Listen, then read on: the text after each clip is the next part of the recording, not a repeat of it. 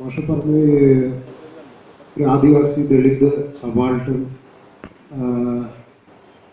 പരിപ്രേക്ഷ്യത്തിൽ ഗാന്ധിയെ കുറിച്ച് സംസാരിച്ചു. എൻ്റെ ഒരു ചോദ്യം, ഇത്രമാത്രം ഗ്ലോറിഫൈ ചെയ്യുമ്പോൾ പൂന പാക്റ്റിൻ്റെ സമയത്ത് ഗാന്ധി നിരാഹാരം അനുഷ്ഠിക്കുന്നു.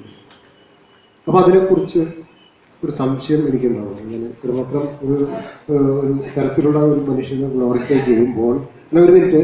അപ്പോൾ ആ ഒരു ഗാന്ധിയുടെ എല്ലാ തരത്തിലുള്ള ഗ്ലോറിഫിക്കേഷനെയും അരച്ചെത്താൻ, ഒരു കെട്ട് അരച്ചെത്താൻ അഴിഞ്ഞു വീഴുന്ന ആ ഈർക്കിലികളൊക്കെ എല്ലാ ഗ്ലോറിഫിക്കേഷൻ്റെയും എല്ലാ ഈർക്കിലികളും അഴിഞ്ഞു വീഴുന്ന ഒരു ഒരു ഒരു ഒരു ഘട്ടമല്ലേ ഗാന്ധിജിയുടെ ആ ഒരു നിരാഹാരം എന്നതാണ്.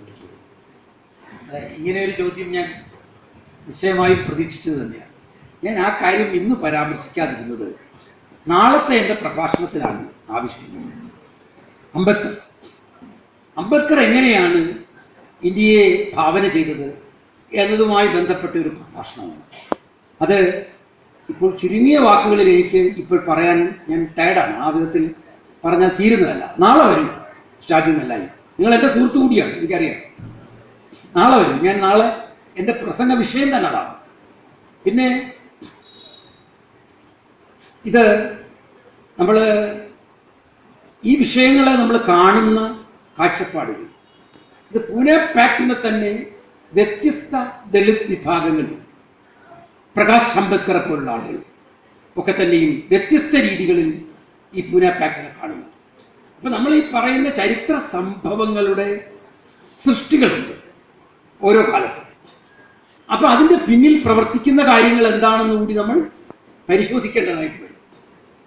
കാരണം എന്തായിരുന്നു പൂനെ പാക്ട് എന്ന് പറഞ്ഞാൽ അതിൻ്റെ പിന്നിൽ നടന്ന സംഭവങ്ങളെക്കുറിച്ച് പലരും, അന്ന് എന്തായിരുന്നു ബ്രിട്ടീഷ് ഒരു വട്ടമേശ സമ്മേളനത്തിൽ നടന്ന സംഭവങ്ങൾ എന്തായിരുന്നു, എന്തെല്ലാം തരത്തിലുള്ള വാദഗതികളാണ് അവിടെ ഉയർന്നു വന്നത്, എന്തുകൊണ്ടാണ് അതിൻ്റെ പിന്നിൽ ഇന്ത്യയിലെ വലിയൊരു വിഭാഗം അംബേദ്കറെ ഒരു ബ്രിട്ടീഷ് അനുയായിയായി ചിത്രീകരിച്ചത്, ഇങ്ങനെയൊക്കെയുള്ള കാര്യങ്ങളുണ്ട് അതിനകത്ത്.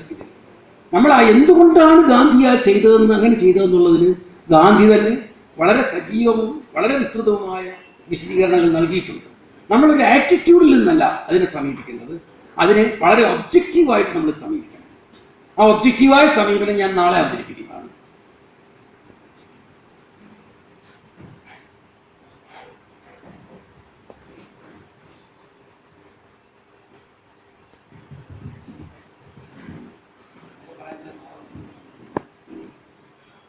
മഹാനായ ഗാന്ധി അദ്ദേഹത്തിൻ്റെ പ്രവർത്തനം ആരംഭിച്ച കാലം മുതൽ തന്നെ നമ്മുടെ സമൂഹത്തിൽ കീഴാളവർഗത്തിൽ നിന്നും ആശയങ്ങൾ പഠിച്ചാണ് അദ്ദേഹം അവതരിപ്പിച്ചത്.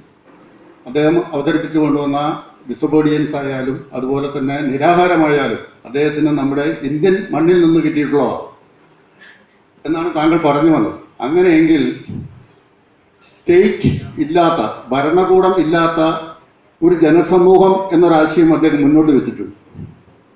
അത് ഈ പ്രാകൃതവർഗത്തിൽ നിലനിന്നിരുന്നുവോ, അങ്ങനെ ഒരു ഭരണകൂടം ഇല്ലാത്തൊരവസ്ഥയിലാണ് അവർ ജീവിച്ചിരുന്നുവോ എന്ന് വ്യക്തമാക്കേണ്ടതുണ്ട്. അതുപോലെ തന്നെ മനുഷ്യൻ പ്രാകൃതവർഗത്തിൽ നിന്ന് പരിഷ്കൃത സമൂഹത്തിലേക്ക് മാറി വരുന്ന ഒരു കാഴ്ച നമ്മൾ ഈ ചരിത്രകാലം കണ്ടു. അപ്പോഴൊക്കെ ഒരു ഭരണകൂടത്തിന് വിധേയമായി കൂടുതൽ ഭരണവർഗങ്ങൾ സൃഷ്ടിച്ചിട്ടുള്ള, അവരുടെ അതിൽ അനുസരിച്ച് ജീവിക്കുന്ന ഒരു ജനസമൂഹത്തെ നമുക്ക് സൃഷ്ടിക്കാൻ കഴിഞ്ഞിട്ടുള്ളൂ. അപ്പോൾ സ്വാതന്ത്ര്യം കിട്ടുമ്പോൾ ഗാന്ധിജിക്ക് ഒന്നും ചെയ്യാൻ കഴിയാത്തൊരവസ്ഥയിൽ അദ്ദേഹത്തിന് കൽക്കട്ടയിലേക്ക് പോവേണ്ടി വന്നു എന്ന് താങ്കൾ പറഞ്ഞു. അവിടെ ഗാന്ധിജിക്ക് പരാജയമാണ് ഉണ്ടായത്. അപ്പോൾ ഇവിടെ ഈ രണ്ട് കാലഘട്ടങ്ങളിലൂടെ കടന്നു വന്ന അദ്ദേഹം പഠിച്ച ഗോത്ര സമൂഹത്തിൽ അങ്ങനെ ഒരു അവസ്ഥ നിലനിന്നിരുന്നുവോ, ഒരു ഭരണവർഗം അല്ലെങ്കിൽ ഈ ജനങ്ങളെ ഒരേ രീതിയിൽ വലിയ അപകടങ്ങളൊന്നും കൂടാതെ നയിക്കുന്ന ഒരു നേതൃത്വം അന്നുണ്ടായിരുന്നിരിക്കണം. അപ്പോൾ അതില്ലാത്തൊരവസ്ഥയെക്കുറിച്ച് അദ്ദേഹം എവിടെ നിന്ന് ചിന്തിച്ചു. അപ്പോൾ അത് എവിടെ നിന്നോ കടം കൊണ്ടതാണ്. ഇനി അങ്ങനെ ഇല്ലാത്തൊരു സാഹചര്യം വന്നാൽ ഈ സമൂഹം എന്താവും എന്നതിനെക്കുറിച്ച് അദ്ദേഹം ചിന്തിച്ചിട്ടുണ്ടോ? എന്നിട്ട് സ്വാതന്ത്ര്യം കിട്ടുമ്പോൾ അദ്ദേഹം ഒന്നും ചെയ്യാൻ പറ്റാത്തൊരു സാഹചര്യത്തിലേക്ക് ഒരു ഭരണവർഗത്തിന് കൈമാറി അദ്ദേഹം നിഷ്ക്രിയമായി പോകുന്ന ഒരു അവസ്ഥയും നമ്മൾ കണ്ടു. അപ്പോൾ ഇവിടെ എവിടേക്കോ ഒരു വൈരുദ്ധ്യാത്മക, ഒരു സ്വചേർച്ചയില്ലായ്മ കാണുന്നുണ്ട്. അദ്ദേഹം പരാജയപ്പെടുകയാണോ ഉണ്ടായതെന്ന് വ്യക്തമാക്കി തന്നാൽ നന്നായിരിക്കും. അല്ല, ഈ ചോദ്യം വളരെ പ്രസക്തമാണ്. പക്ഷേ ഒരു കാര്യം, ഈ ഭരണകൂടം എന്ന് പറയുന്ന ഒരു പ്രതിഭാസത്തെ മാത്രം അമൂർത്തമായി എടുത്തുകൊണ്ട് ഇത് പരിശോധിക്കാൻ നമുക്ക് കഴിയില്ല. എന്തുകൊണ്ട് ഭരണകൂടം ഉണ്ടാകും എന്നുള്ളതാണ് നോക്കേണ്ടത്. അത് നമ്മുടെ ആധുനിക ഭരണകൂടം എന്ന് പറയുന്നത് നിലനിൽക്കുന്നത് സ്വകാര്യ സ്വത്ത് നിലനിൽക്കുന്നത് കൊണ്ടാണ്.